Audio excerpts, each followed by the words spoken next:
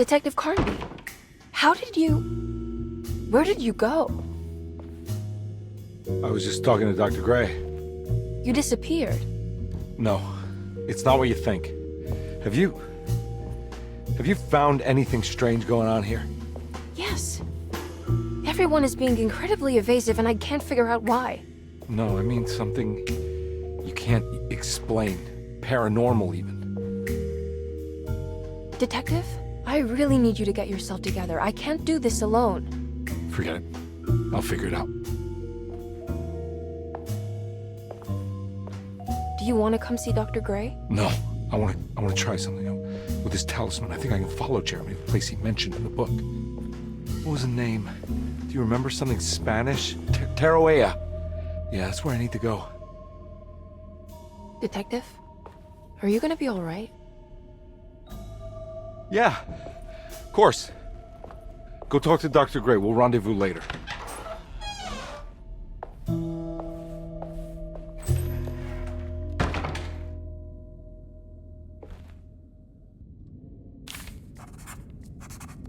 This talisman brought me back from the French Quarter in the blink of an eye. If Jeremy can travel so easily, then he could be hiding anywhere, even Tarawea.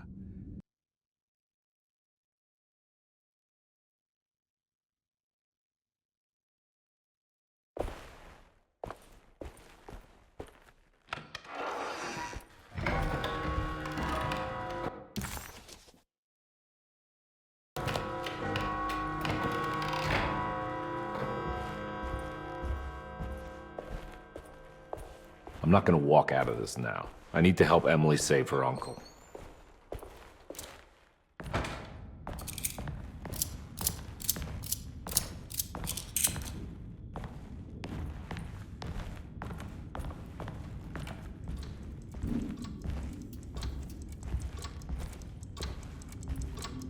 It's stained. Looks like some kind of rot. This must be the clock that Jeremy wrote about in the commonplace book. Huh. Looks like the plate that held the talisman in the seance room. But it's broken and missing some pieces.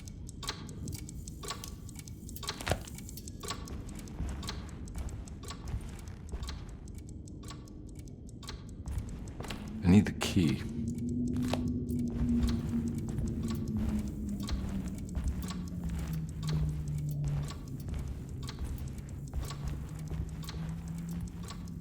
Oh.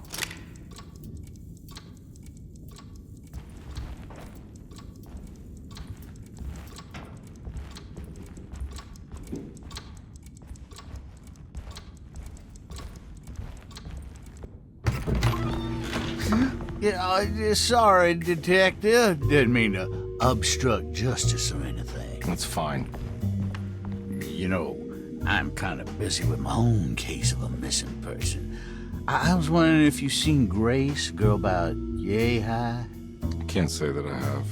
Why are you asking? Well, I'm looking for her. Is she in trouble? No. She's just hiding somewhere. We can't have a rascal like that running around unchecked at a time like this, you understand? Well, I haven't seen her. Well, let me know if you find her. I'll be around. I'll keep an eye out for your man, Jeremy. You scratch my back, Detective, and I'll scratch yours.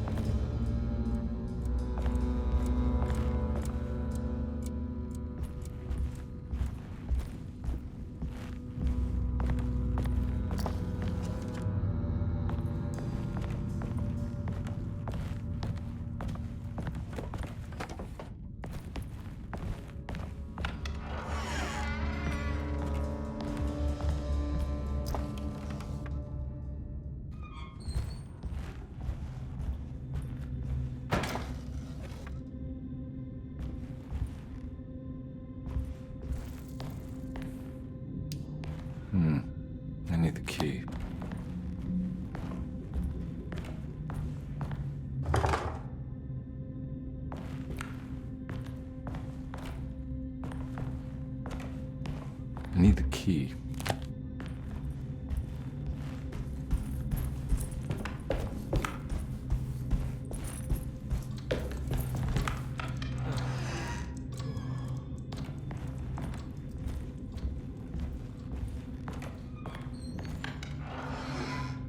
Looks like everything's back to normal here.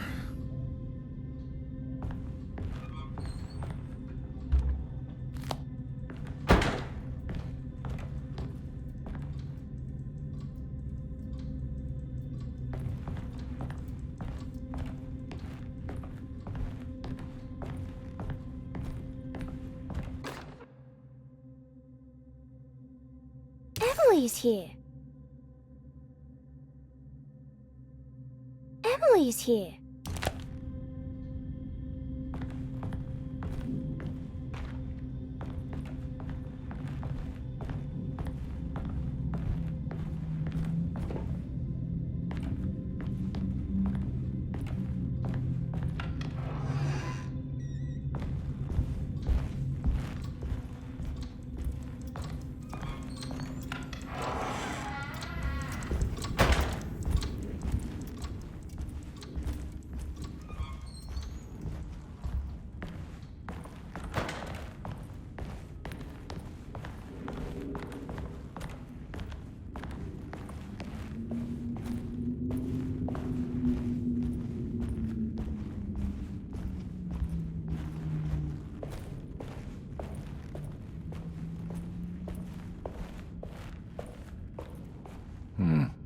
I need the key.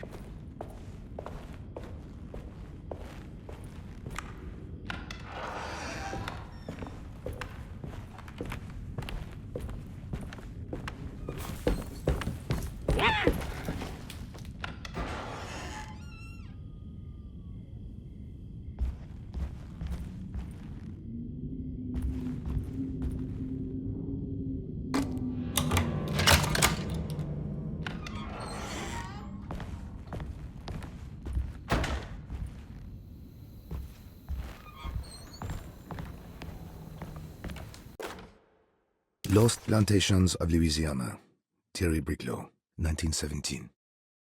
Derceto was a small plantation on the eastern shore of Lake Pontchartrain. The land was considered difficult for industry and was sold for only $30 to Elijah Pickford in 1818. Pickford employed hundreds of workers from nearby New Orleans to clear the woods and build a small plantation mansion facing the lake with a striking Greek Revival temple facade. Derceto kept a modest production of Barrique tobacco and indigo that persisted up till the Civil War. During the antebellum era, Derceto was the source of many rumors concerning voodoo and witchcraft. People who traveled the lake reported seeing people dance at night in front of bonfires, bleating and wailing. On June 17, 1862, Captain J.W. Norton of the Union Army recounts leading a raiding party from ships anchored in Lake Pontchartrain in order to seize control of Derceto and free the slaves working there. The captain was surprised to find the workers fighting back with unprecedented zeal. Norton's account describes these men and women as enraged with fanaticism. Pickford reportedly tried to placate the raiders, but was shot in the confusion. Captain Norton left the mansion burning and retreated to his ships with his men. Derceto was left in ruins for several decades. The ownership of the land was long disputed and returned to the Ledoux family in 1901. Several police reports were filed during the following years as the Ledoux tried to get rid of a camp of squatters on their land. The police made several visits to remove the trespassers, but the people kept returning. On November 1, 1907, Inspector Legrasse of the police charged a deadly attack in order to save several children kidnapped by the squatters. Many were killed, and even more were jailed. The following year, Ledoux rebuilt Derceto, incorporating the surviving stone foundation and adding a magnificent wrought iron conservatory. The farmland had been reclaimed by the surrounding woods, so it was no longer profitable to use as a plantation. Instead, the house was turned into an artist's colony. The Astarte Artist Colony was a successful group of artists, including figures such as painter Heinrich Cassel, and poet Nora Keith. The group was also known for their beloved Mardi Gras crew called the Pirates of Pontchartrain. On September 29, 1915, a tropical hurricane tore through Louisiana, causing Lake Pontchartrain to flood New Orleans. Due to the remote location of their settle, it took almost 2 weeks for outsiders to learn that the artists' colony was abandoned. The 12 residing artists had all vanished without a trace. The empty mansion of Derceto still stands on the shore of Lake Pontchartrain, with much of its temple facade intact. The Ledoux family currently has no intention of repairing the house.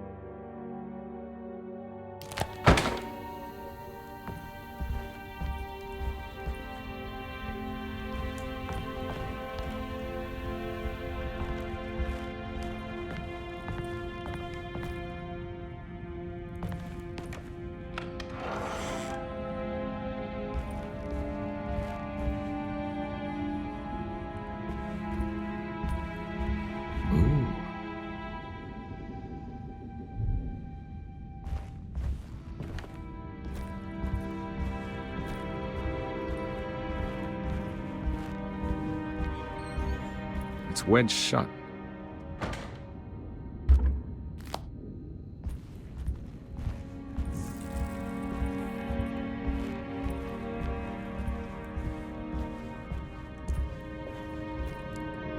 What's going on?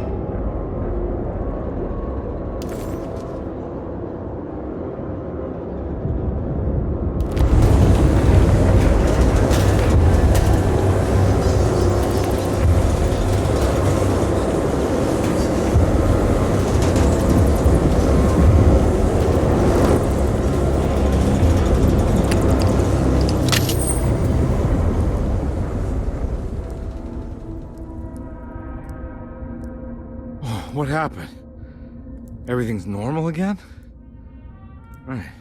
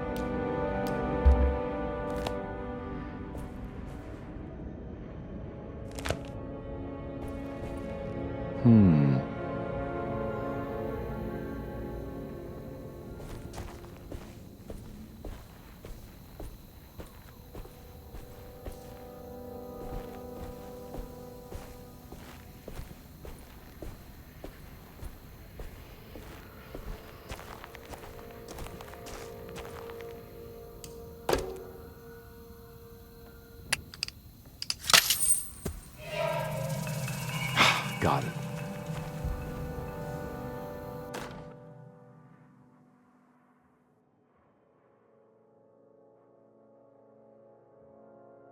Okay.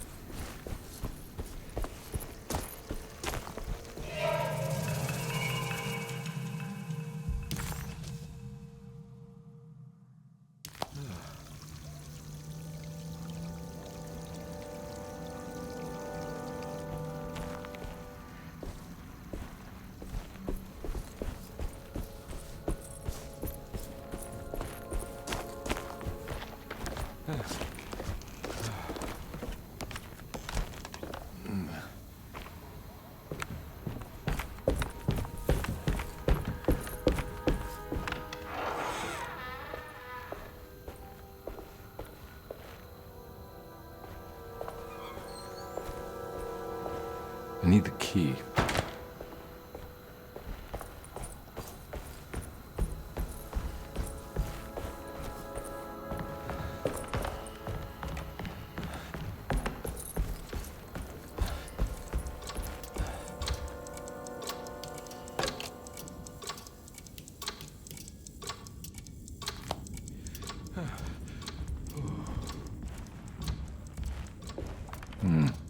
I need the key.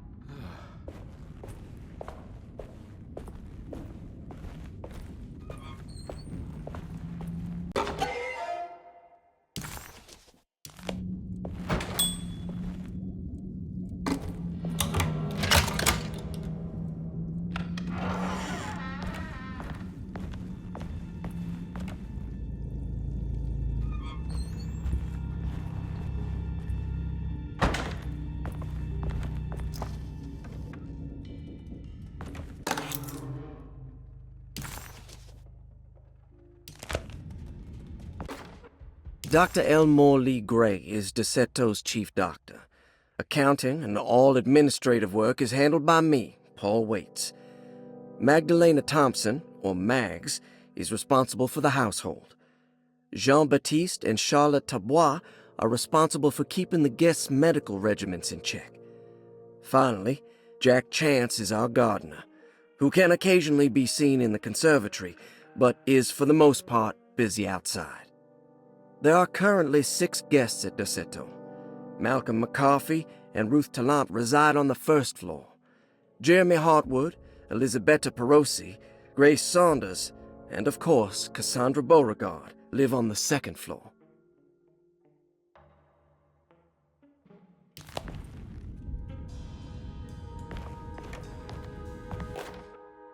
Paul, you're right about the plates on the boiler and the clock. They have been sabotaged, and I think I know who did it. They have something to do with Jeremy's episodes and how he seems to disappear at night. Right now, it's important that you keep an eye out for any of the pieces. I want to find out if I can repair the plates. Let me know if you find any of them. Lottie. Tell Lottie to take a look at the well in the kitchen garden.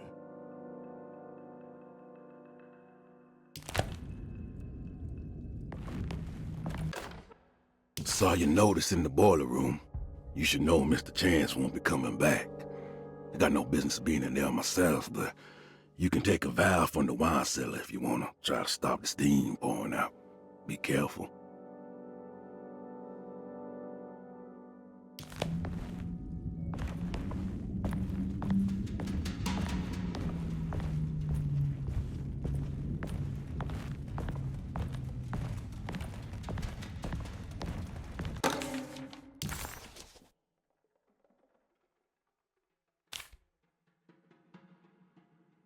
Cassandra Beauregard, the beloved author.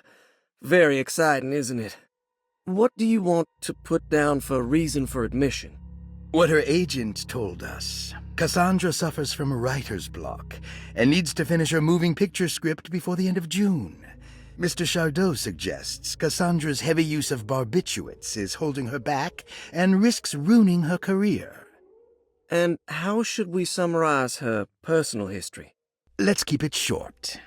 Cassandra Beauregard is a beloved crime author who managed to pull herself out of poverty and into stardom. 5 years ago, she tried killing herself by jumping off a balcony. The incident left her a cripple, and now relies heavily on her wheelchair. And for diagnostic impressions? Cassandra suffers chronic back pain following her suicide attempt. She self-administers morphine to keep herself ambulant, but has become addicted, and the desired effect is now lost. The drug abuse clouds her mind, and she is unable to focus on real life. To save herself from this insight, she instead makes up stories to fill out the gaps in her own thought process, resembling the Korsakoff syndrome. Oh, bravo, Doctor. How will you treat her? First of all, she needs to be weaned from her drug addiction, and hopefully it will resolve her compulsive lying. Then look into permanently numbing her pain in her back through surgery. Finally, deal with her suicidal thoughts. Fantastic. With such a short time before June, I really hope she gets better soon. We will do what we can. Grace Saunders, 11 years old. Reason for admission? The mother insists on strict supervision by a proper gentleman to avoid further perversion of Grace's adolescence. Personal history? Grace's family possesses modest wealth and status. Her childhood seems ordinary, spending most of her time with private teachers and family friends. Grace's father recently passed away, leaving her mother the sole caregiver. And diagnostic impressions? Grace has trouble dealing with her father's death. She is willingly suppressing her feelings on the matter and isn't properly acknowledging the trauma she suffered. Any planned treatment? Grace needs nothing out of the ordinary. She simply needs parental guidance. Eventually, we can work on her feelings toward her father. Thank you, Doctor. I'll finish the paperwork and get her installed.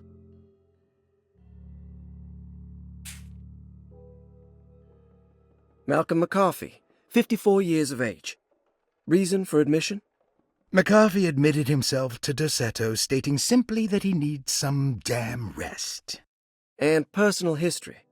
McCarthy claims he used to work as a lawyer in Baton Rouge, but says he can't go into details because of some legal dispute. His background remains largely a mystery, except for the occasional clue that he drops in conversation. Huh. And diagnostic impressions?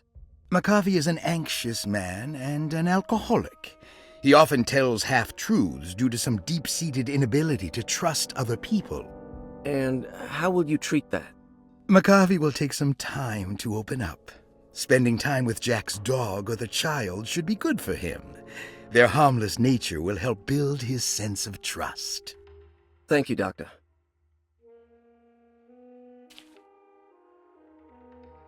Elisabetta Perosi, 33 years old? What should I put down as reason for admission? Well, Perosi broke into Dorsetto and was found wandering the grand parlor. She was confused and suffered partial amnesia. She insisted she belonged here and offered to pay for her stay. Right. What do you make of her story?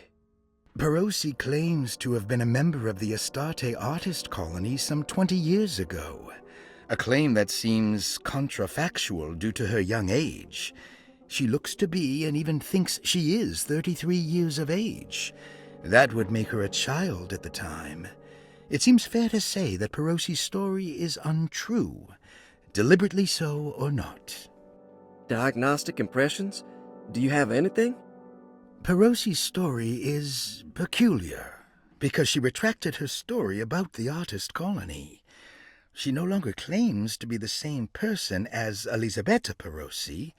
However, my staff's research has confirmed there was a Perosi at that time who was in her early 30s. I suppose this case will take some time to investigate. How will you go about it?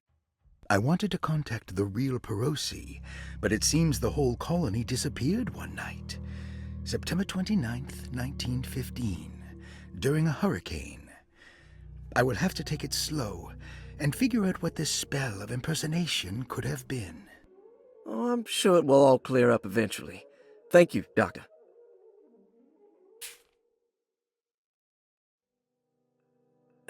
Ruth Talon, 29 years of age. Reason for admission? Ruth's father wishes that his daughter be removed from New Orleans nightlife for the foreseeable future. He fears that her overly free spirit is tarnishing the family's reputation. Sounds simple enough. Personal history? Ruth comes from considerable wealth. Her family owns several hotels and restaurants. Unlike the rest of the family, her sense of adventure has taken her around the world, including France during the Great War as a photojournalist. The last decade, she has provoked many rumors of being a debauched flapper, bordering on nymphomania. And diagnostic impressions? Despite her father's frivolous reasons for her to be admitted, Ruth does seem to provide an interesting case.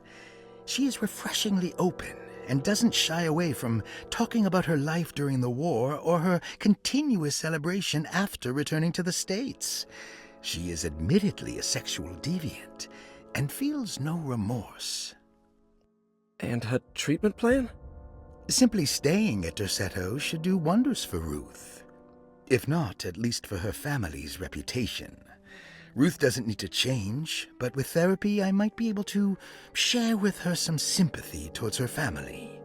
I doubt she will settle down and become as dull as the rest of them, but at least she might try to be more discreet in the future.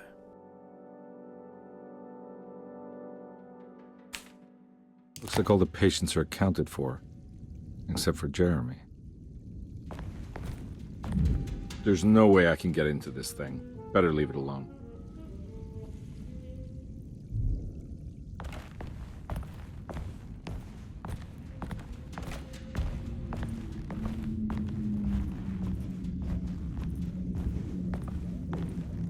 I need the key.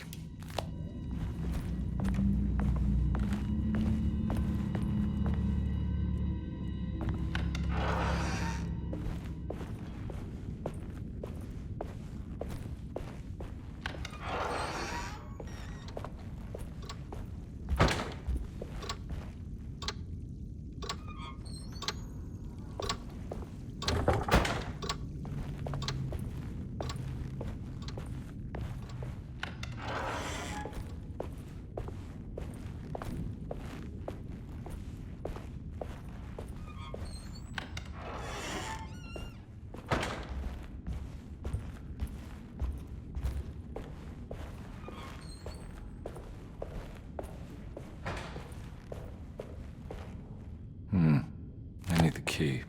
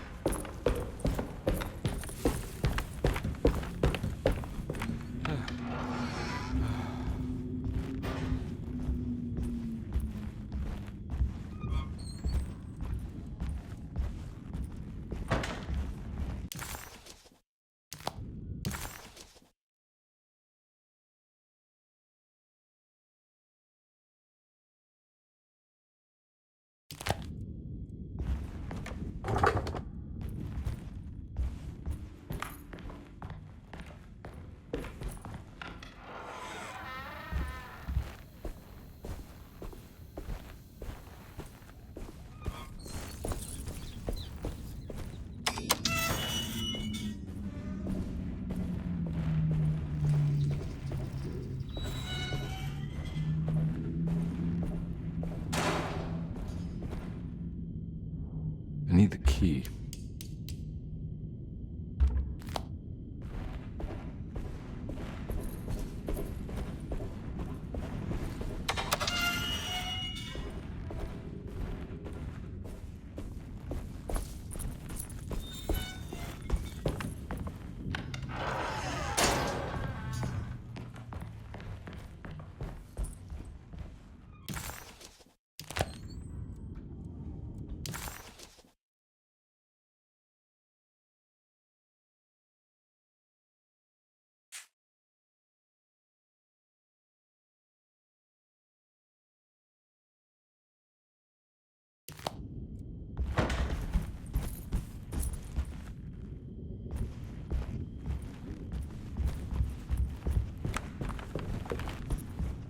It's wedged shut.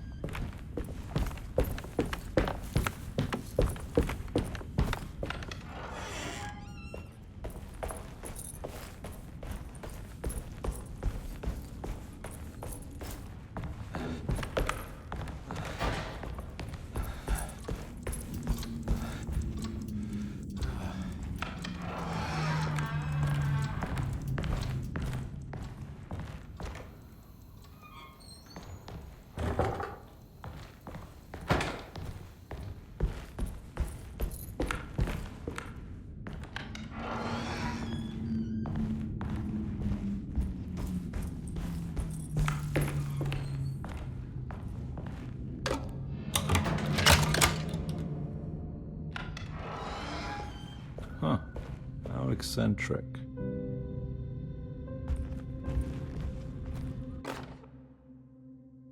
I did it! I crossed the thresholds to my intended destination without a focusing device. My talisman now knows these roads, and I have no need for the plates. I can find my way to Lafayette as easy as I find my own room. I visited the grave of my father and seen the oven waiting for me. Thank you for opening these doors. I now must summon my courage and go back to that hateful mound outside the oil rig. I hope you'll be feeling better when I return. Jeremy.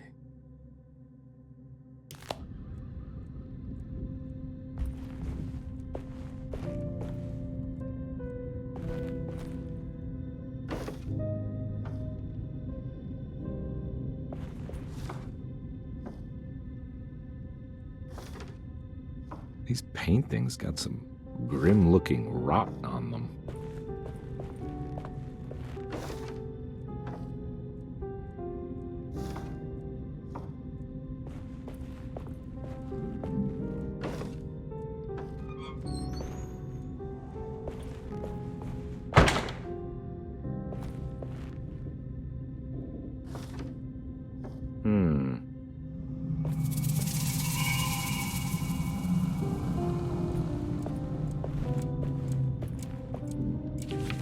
A starting artist colony. I remember hearing about their disappearance. Must have been 15 years or more now.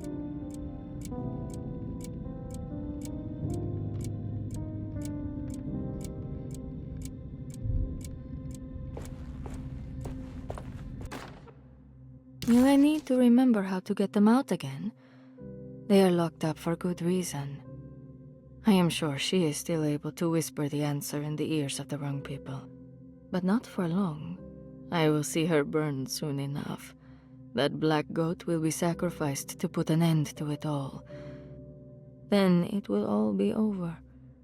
No more Derceto, and sadly, no Astarte. Those good pirates of Pontchartrain. May you still sail the lake, until you find the shores of Hali.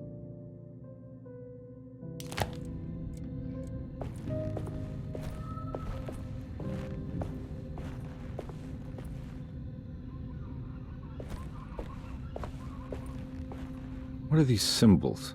Looks like alchemy or star constellations.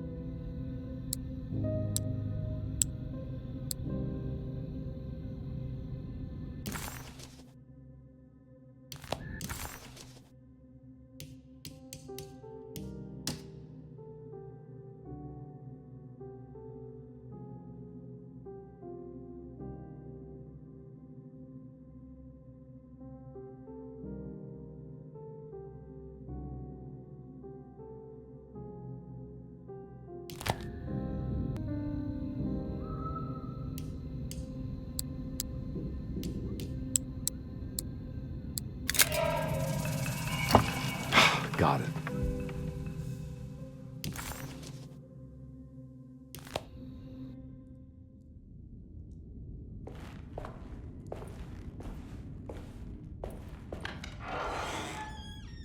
Huh?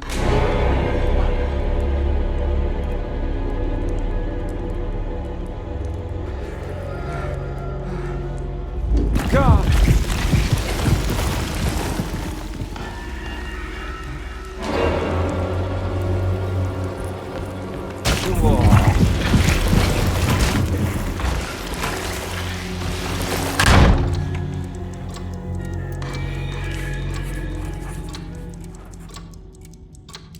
What the hell is going on? I think I've seen this somewhere.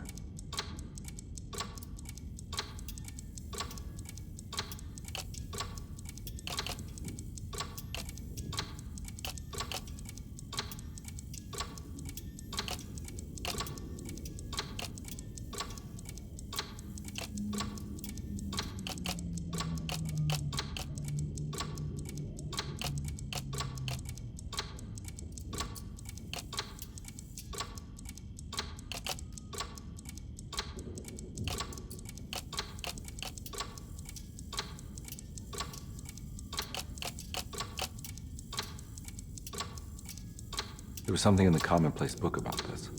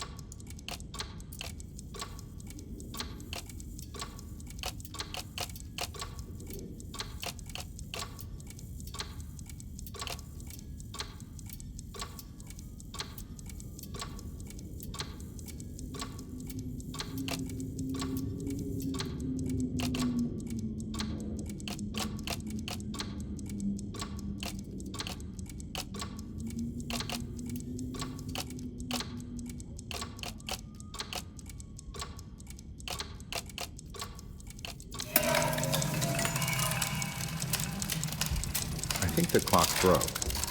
Or maybe it just stopped at a very precise place.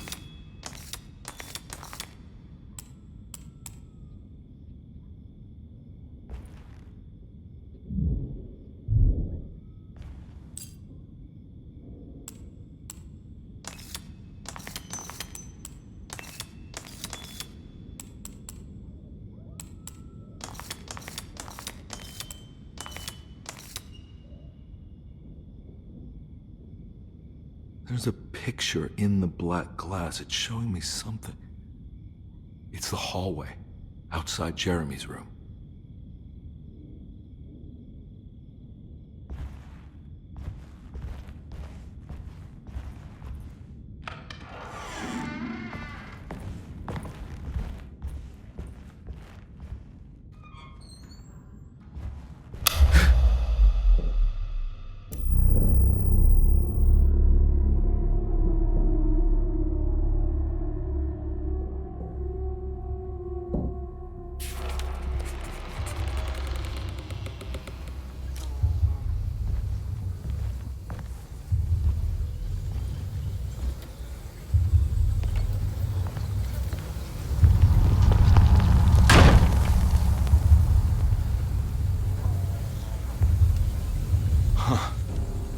I made it. I entered another one of Jeremy's memories.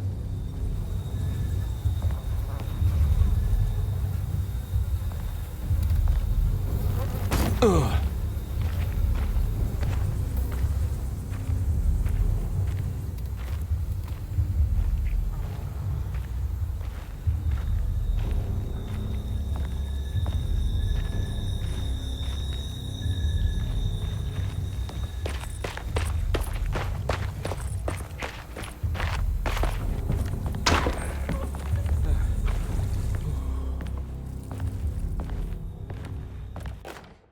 May 1923, Monday. All okay, ready for delivery. Maintenance, oil pump must be serviced. Any tampering causes large spills unless properly forestalled. Tuesday, shipment delayed but delivered. Maintenance, service bridge close to broken. Wednesday, prospectors reluctantly agreed to show the burial mound to Mr. Hotwood, a painter, who read about our finds in the papers. He means to return tomorrow and try to find a way inside. Thursday. Mr. Hotwood's efforts delayed. The workers seemed nervous about his presence. Hotwood promised not to return to the compound. Instead, he has taken up an offer by L'Officier, the riverboat captain, who means to pilot him to the site tomorrow morning. Hopefully that's the end, and work can resume. Maintenance. Bridge from the oil tower to the bayou has collapsed. Sabotage suspected. This is the devil that guides us now. Huh.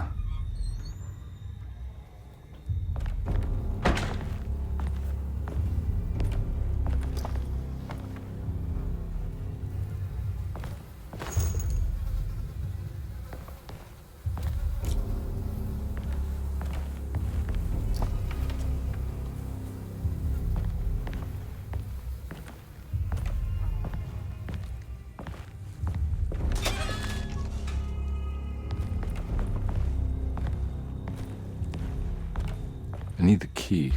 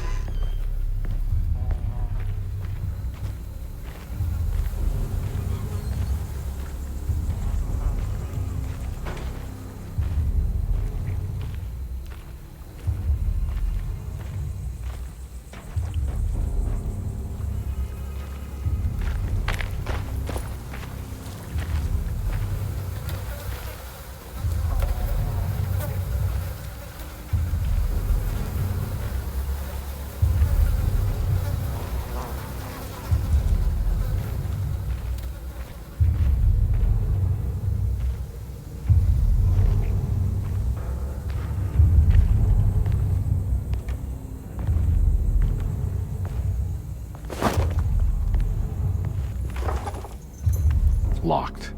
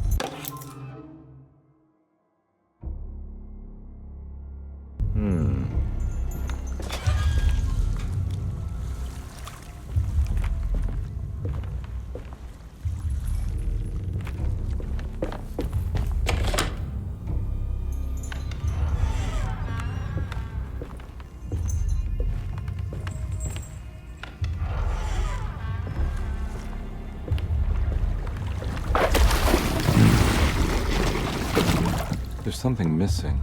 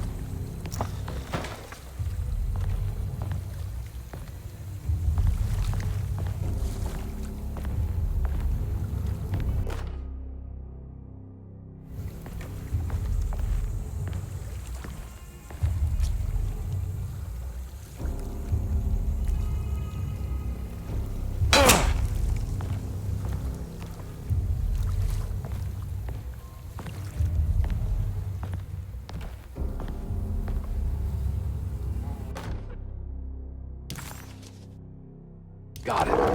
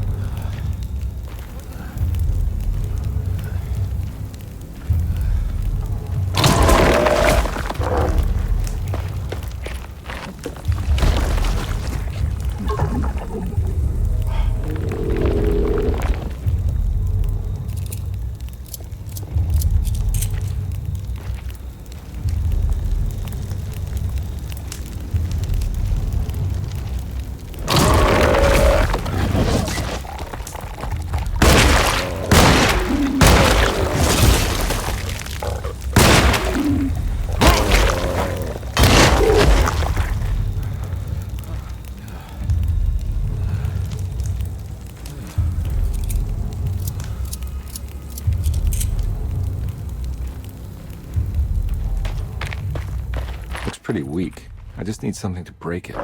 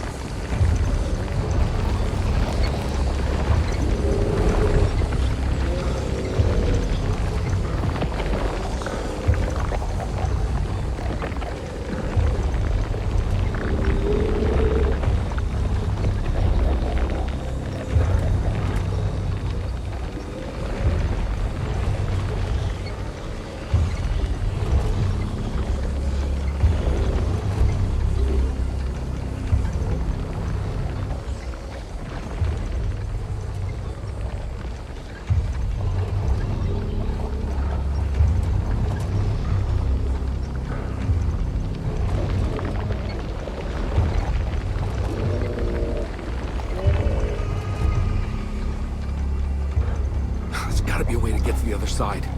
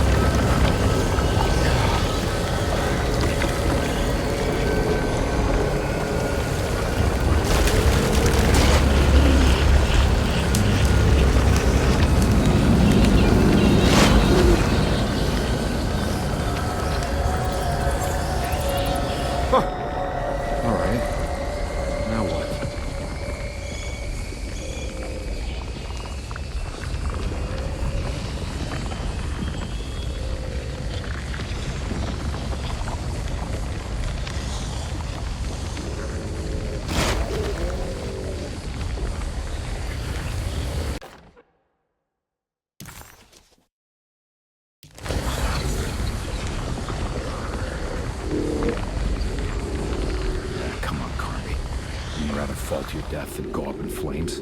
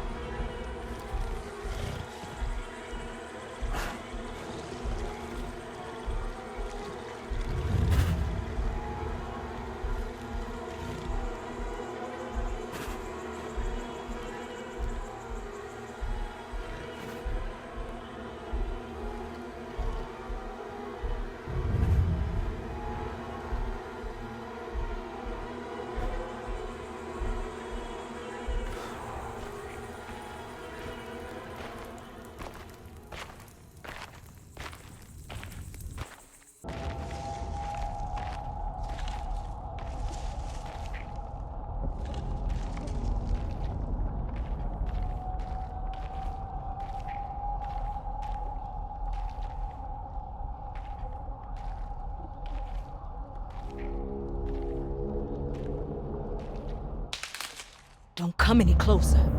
I'm armed. Get that thing out of my face. Who are you? What are you doing here? I'm just a detective trying to find something called Tarawea. You after Jeremy too? Why? I'm working for his niece. She wants to make sure he's all right. He might be unharmed, but far from all right. He's a curse upon Deseto. Here we go again. What?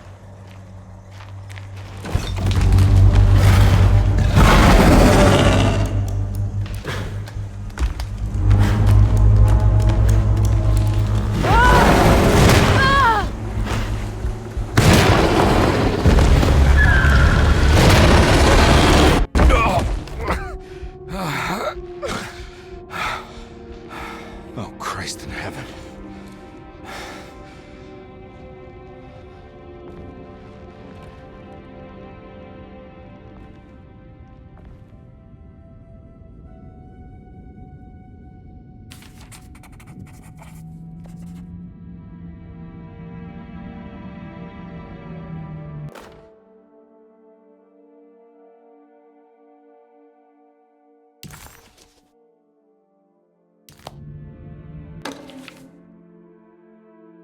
Reflections on the Power of the Verb in Certain Texts by Juan Luis Jorge. To act is in itself divine. Even the slightest movement of our hand is evidence of our soul in motion. Yet our free will is so easily overwhelmed by the dullness of everyday life. Our actions become rote and rigid in spite of luxury and comfort. True divinity is found in the choice of leaving the stage where we all perform. People who discover this freedom unexpectedly will be struck by the terror of this revelation and become paralyzed, or worse, turn to suicide. However, if you are able to weather that storm, you will discover that there is a divine path beyond that fear.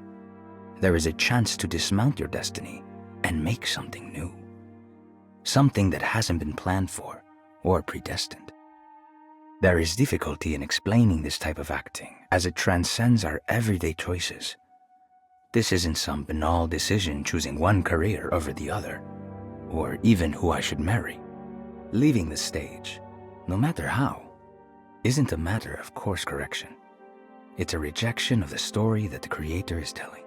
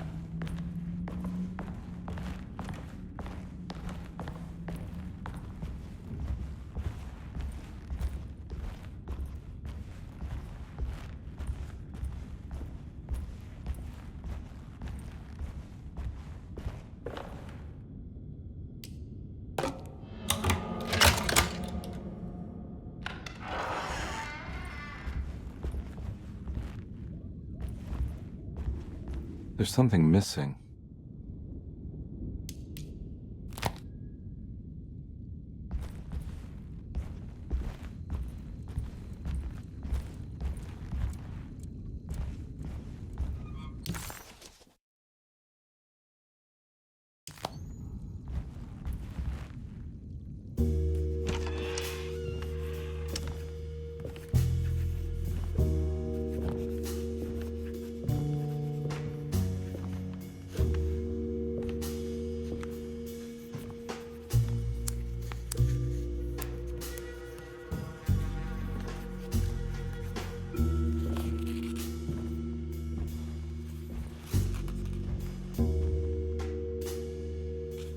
What do you got there?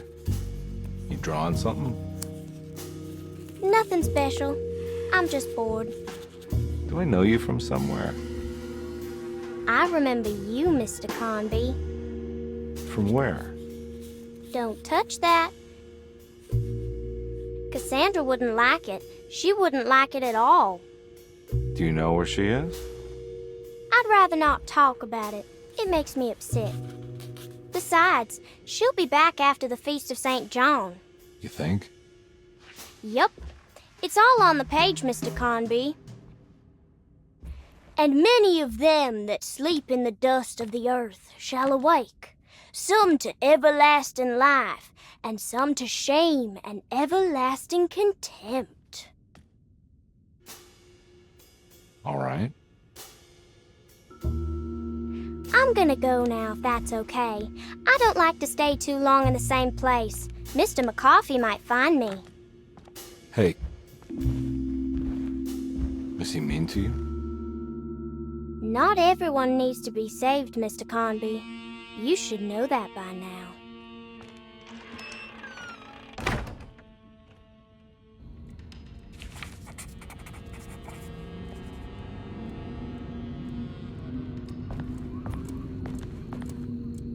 So this is where Cassandra Beauregard ended up. There's more of that rot again. Like it's guiding me to do something. But what?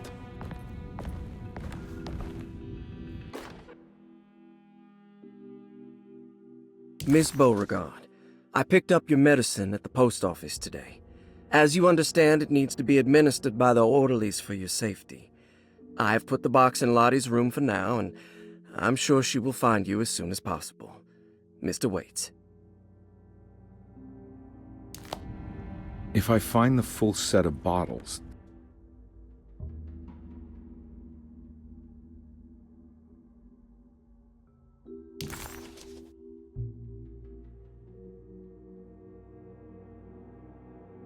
maybe I can make something out of the stains of rot.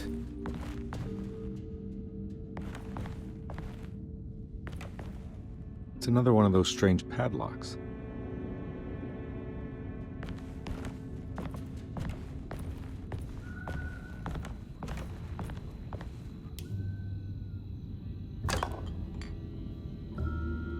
I don't think I have everything I need.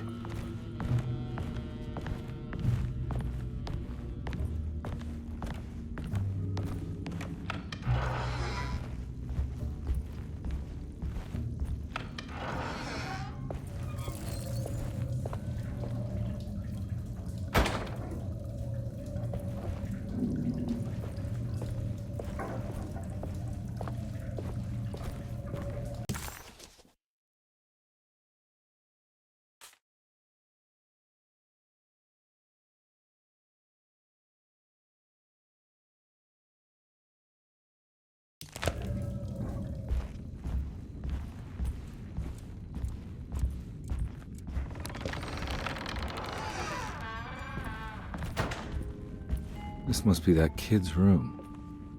Why does she seem so familiar? Don't you worry, Grace. Go play your game, bleat and bellow with the others. I won't be jealous. There will be more masquerades.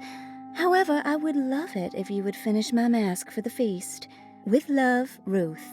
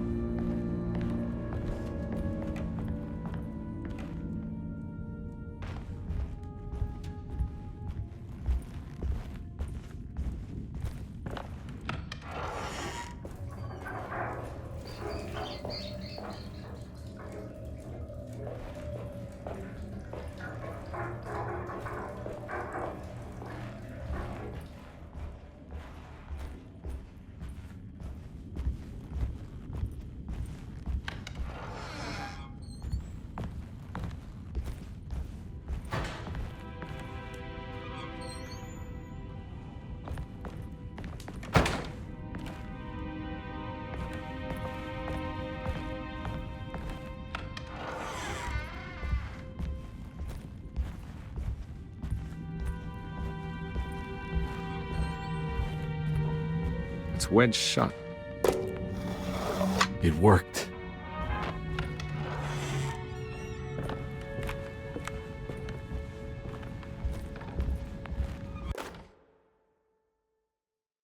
The Barlow lens. Instructions.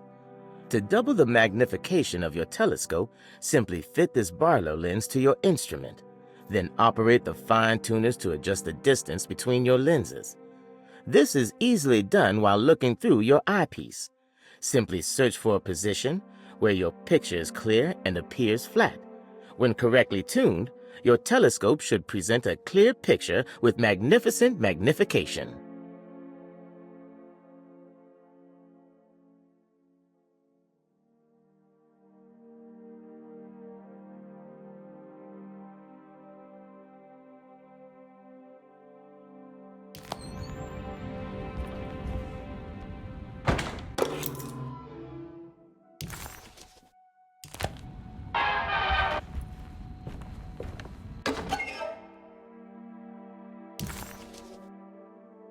What's this?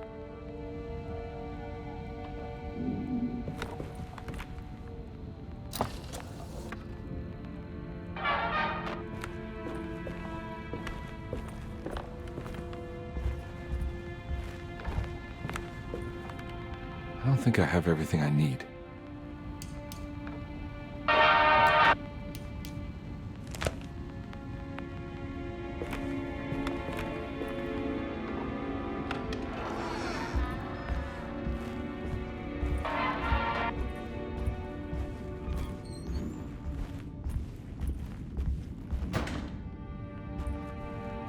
Now we're talking.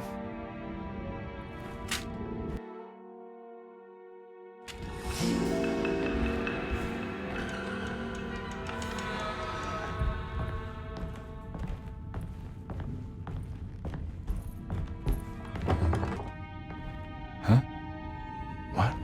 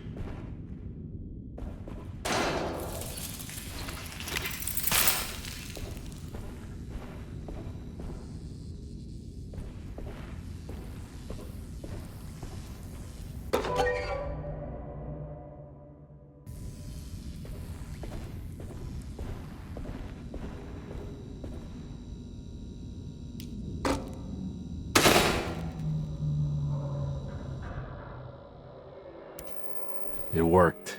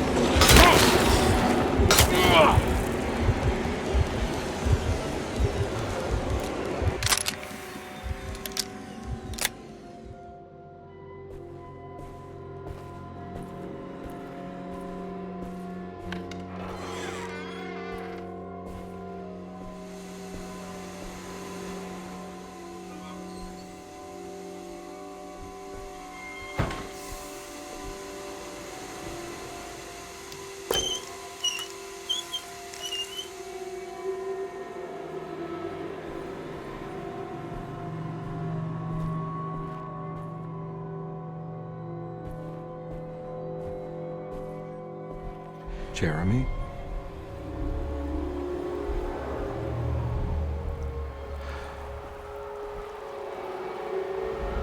What the hell is going on?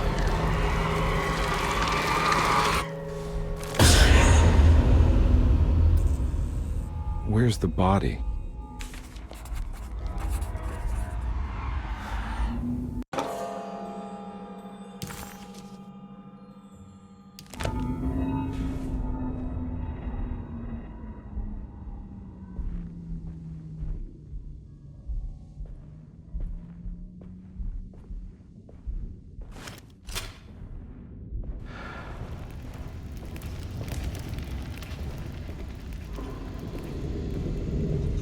Stained. Looks like some kind of rot.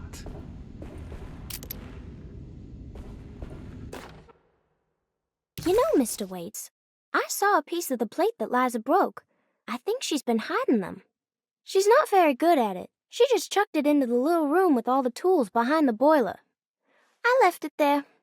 I didn't want to embarrass her by picking it up while she was looking. We went upstairs instead and played backgammon. I let her win, because she's so unhappy. The piece looked like the one on display in Cassandra's room. You know about that one already, right? Or is your eyesight really that fuzzy? I hope you don't feel bad about your glasses. You only look stupid when you squint. Maybe if you had more eyes, you would see these things. I wish you had all the eyes you needed. Your best and favorite guest, Grace.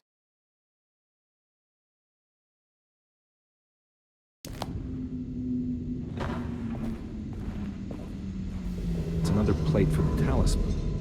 Like the other one, it's broken and missing some pieces.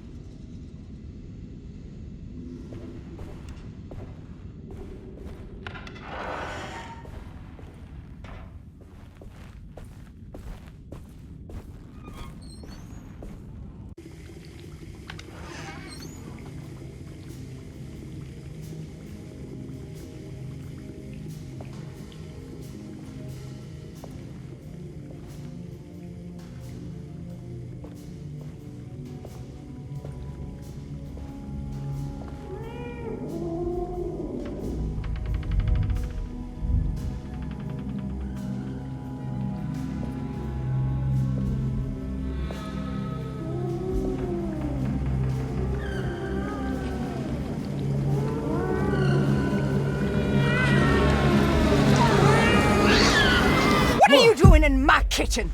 I assure you. No, I'm sorry. Promise you. Mr. Hotwood is I was just nowhere looking near my for- kitchen, and neither should you be. Don't make me I didn't kick you mean out to- of this house. Sorry. Now get out! Yeah.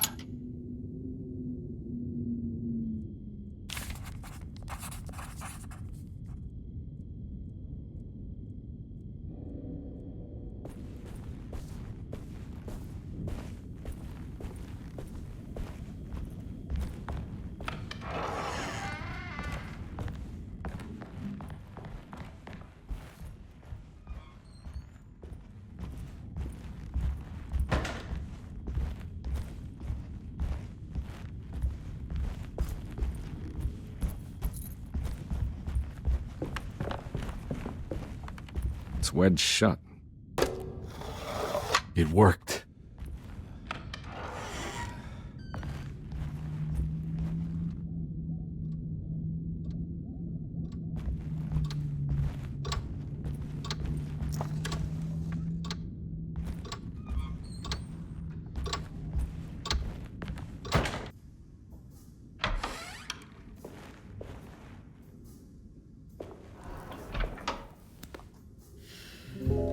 Detective Carnby, how good of you to come.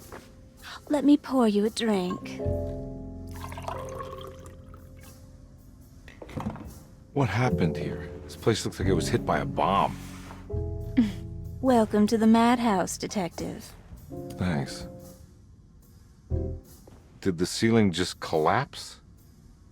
I heard it was something in the attic, something that was supposed to happen but didn't. How that could have such consequences is beyond me. The truth is, I don't know why the room looks like this. But I bet your friend Jeremy does. You know where I could find him? Oh, somewhere in his past, I suppose. He keeps going on about that mysterious dark man. I think he is hiding from him. Or maybe he's with him. I can't really keep up. I don't worry much. Take a look around this room. You may think it looks spectacularly devastated, but I just think it's finally found its stride. It fits perfectly with the state of this place and its loonies. The same goes for the nonsense with Jeremy. In my eyes, we've finally managed to match the wild ride inside all of us. Well, I'm happy you find the evening so harmonious. I hope you don't mind me setting things right. Jeremy's business, that is. This room looks beyond my capabilities. Good luck, Detective. Hope to see you again soon. Yeah. Evening, miss.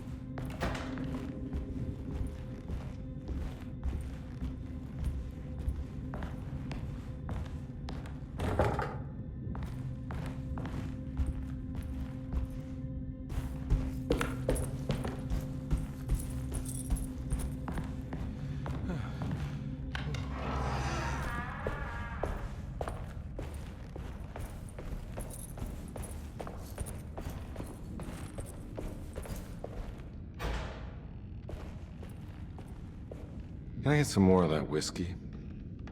Go ahead, Detective. I don't think I can stomach any more anyway.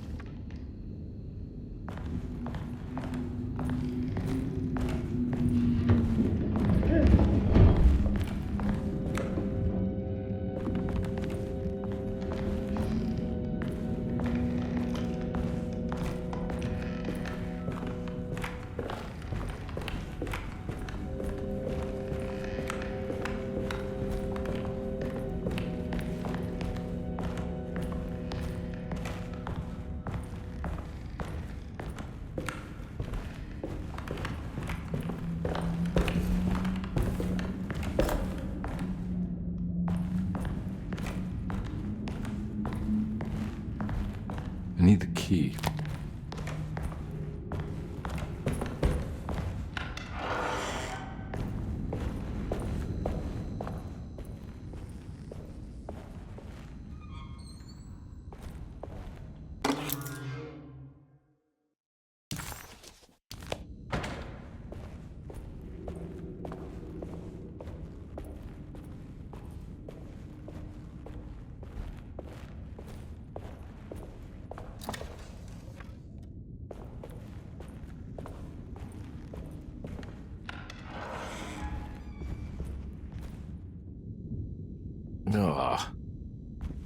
There's more of that aggressive rot. On the commonplace of evil, there lies virtue and stark irreverence, careless thoughts of luminous indifference. But blame not the beast we once were, which science so often wished to refer. Not the wicked full of sin, it is you who stand and grin. All our good intentions aside, whereupon we build our pride. Sunless solitude, follow not this corrupting light. Prophets of confidence always crashes out of sight. Hear me, for we all bear this mark. Thus we must remain alone in the dark.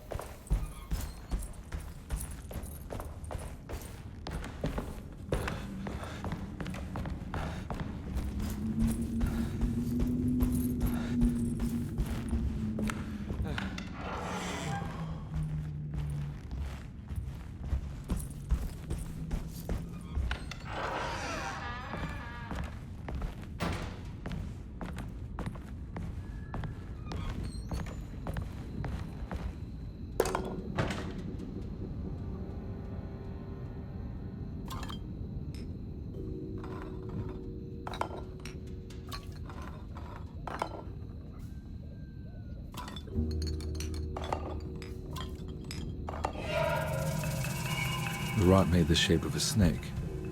There must be something important to find here. Maybe it has something to do with the numbers on the labels.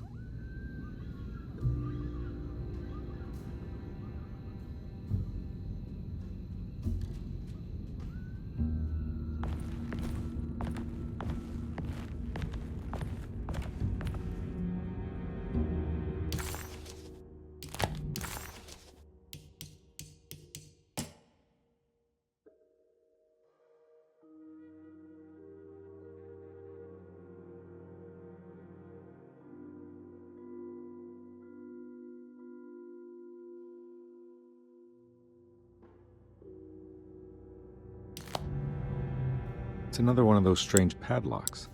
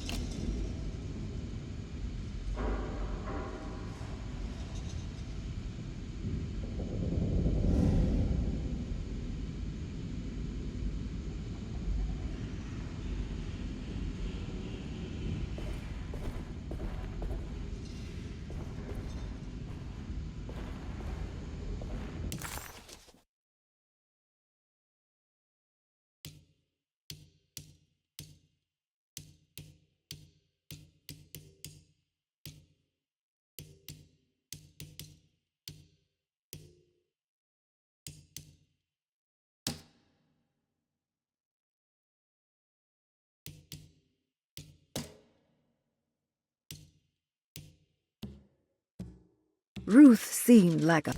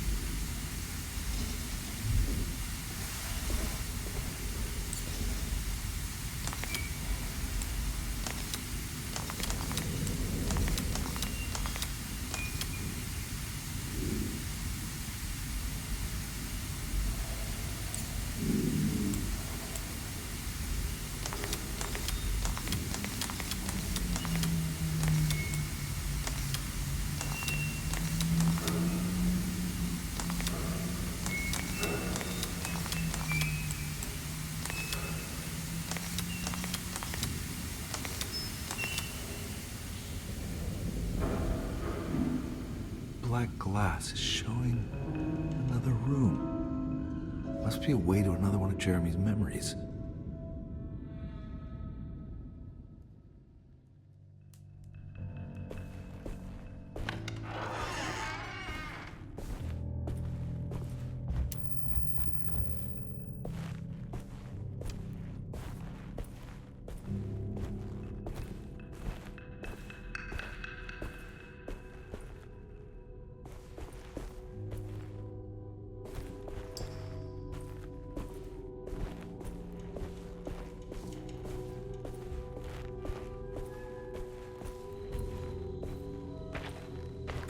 I knew it. I knew it would work.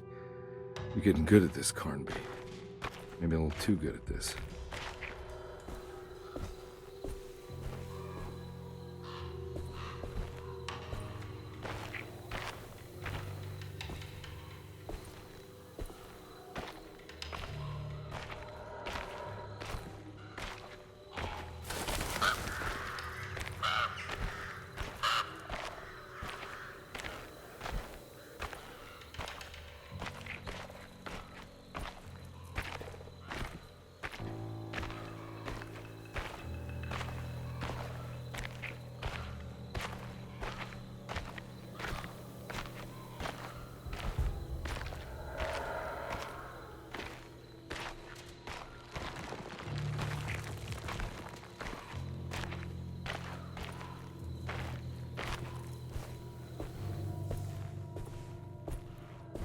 The Hartwood's family crypt. Emily's family must have deeper roots in New Orleans than I thought. I figured she was a Yankee like me.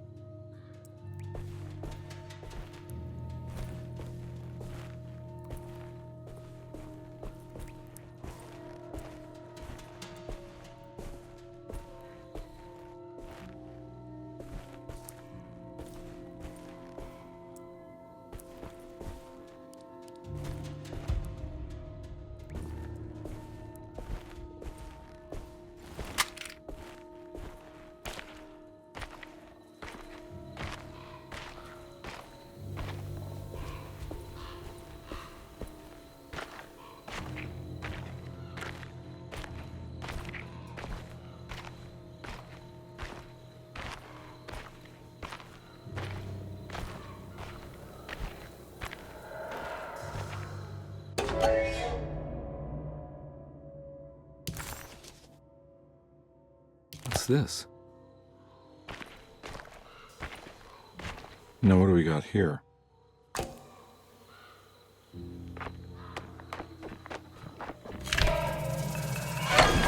got it.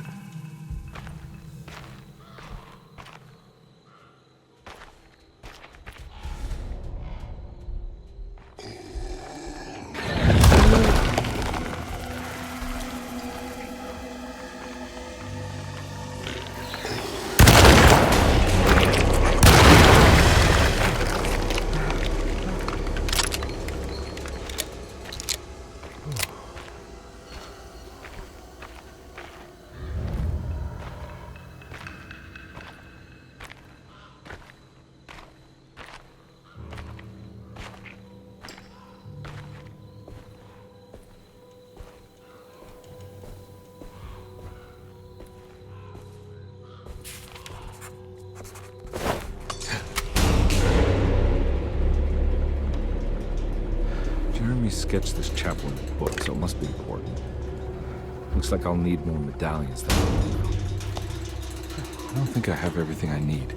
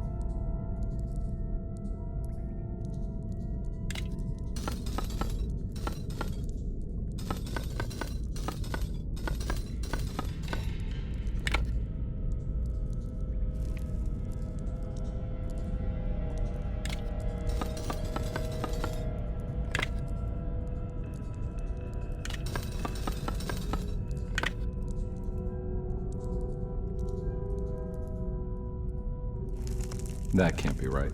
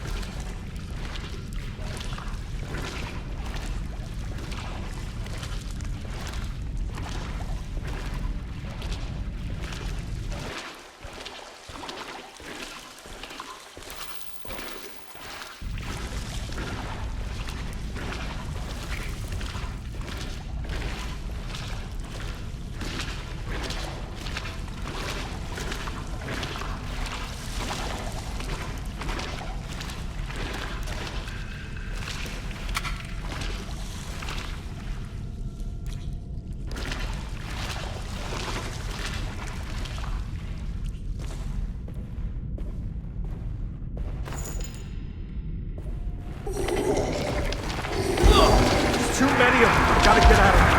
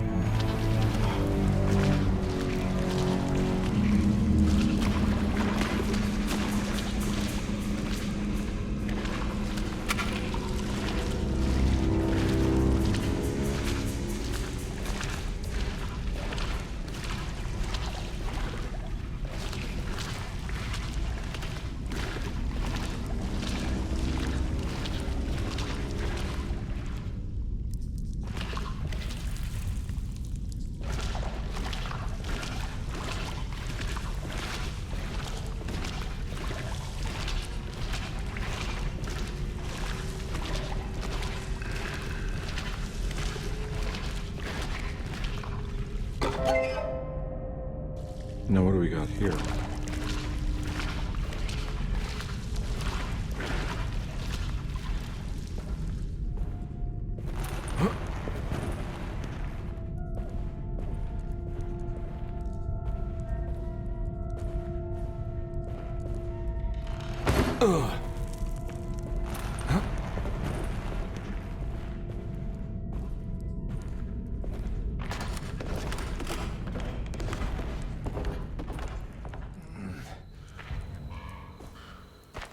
Thank God that's over.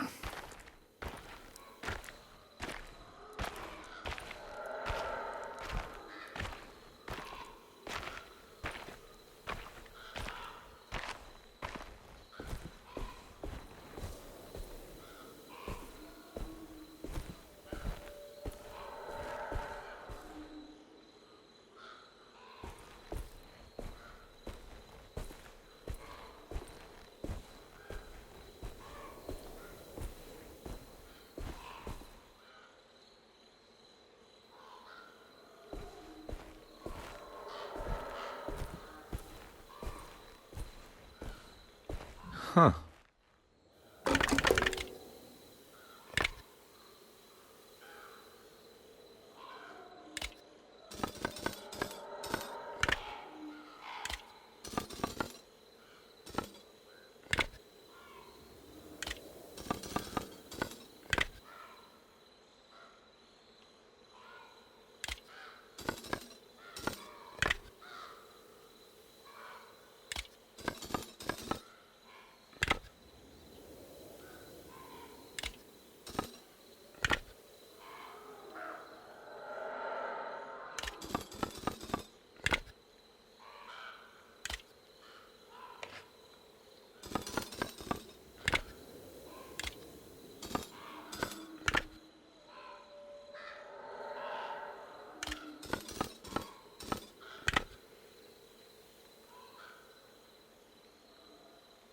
That can't be right.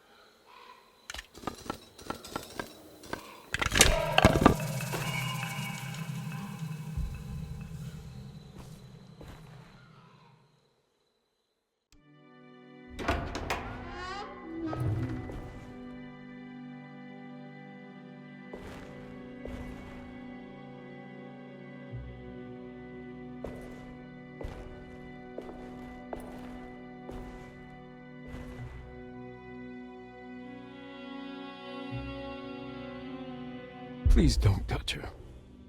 Jeremy, what are you doing here? Everyone's looking for you. I know, it's all a big mess. No one understands. I'm just trying to keep evil at bay. Just for a little while longer. You've got to come back with me. Your niece is waiting at Derceto. Emily? Why would you... My letter. Keep making it worse. What is going on, Jeremy? How is any of this happening? I made a terrible promise with someone. The Dark Man. Who is he?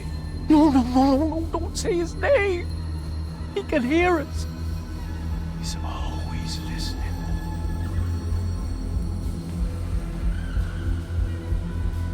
Jeremy, I need to understand what is going on.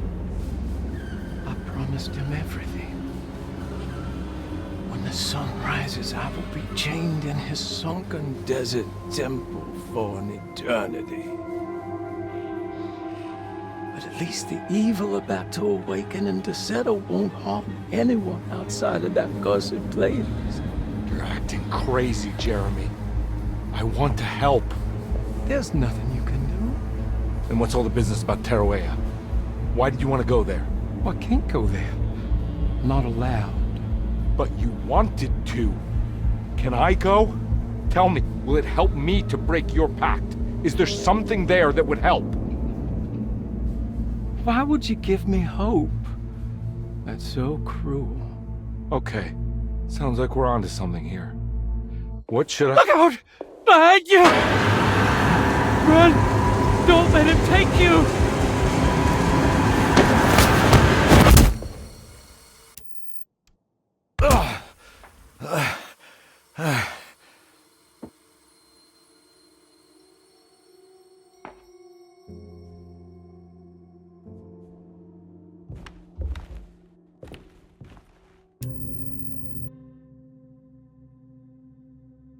I've seen so many strange occurrences lately. Memories explode into existence and then burn out like tired glass bulb filaments.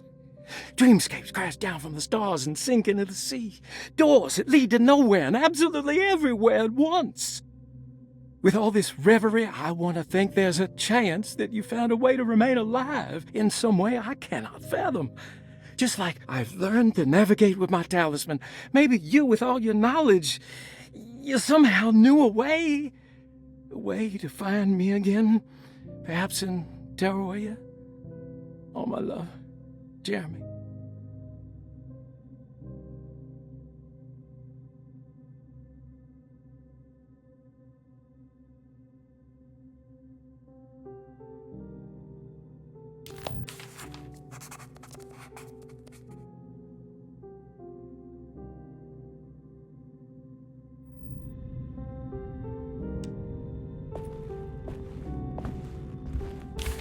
She's dead. No matter how she died, she looks peaceful now.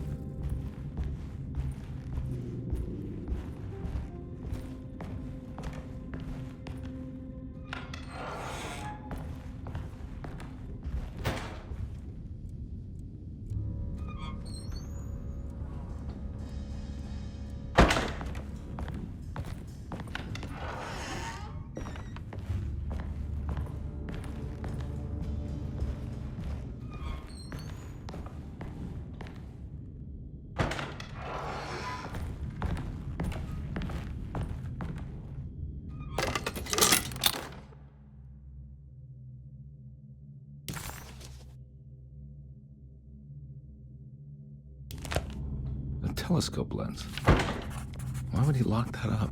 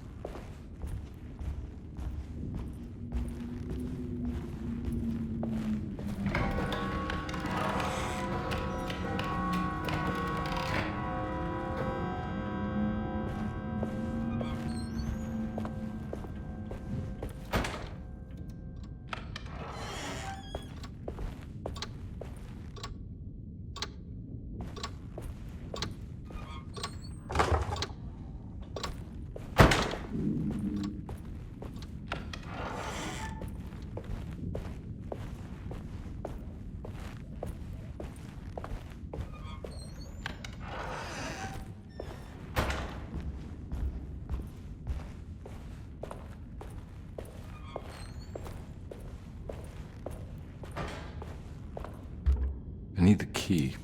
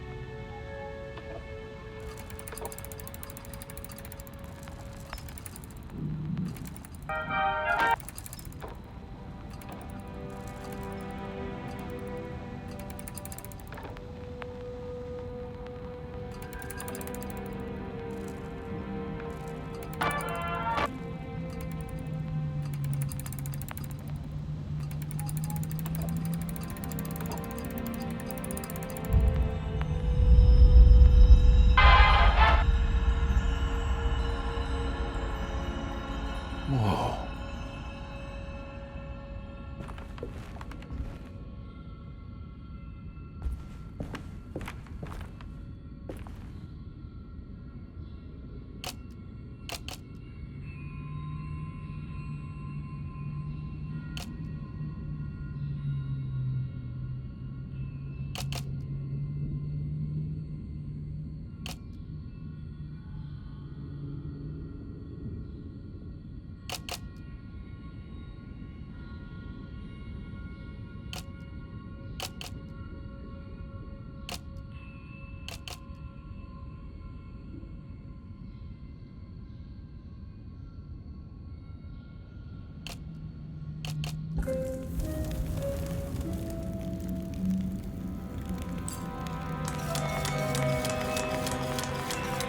Whoa, what's going on? It's dialing in something all on its own and it's showing the way to another memory? Where is that?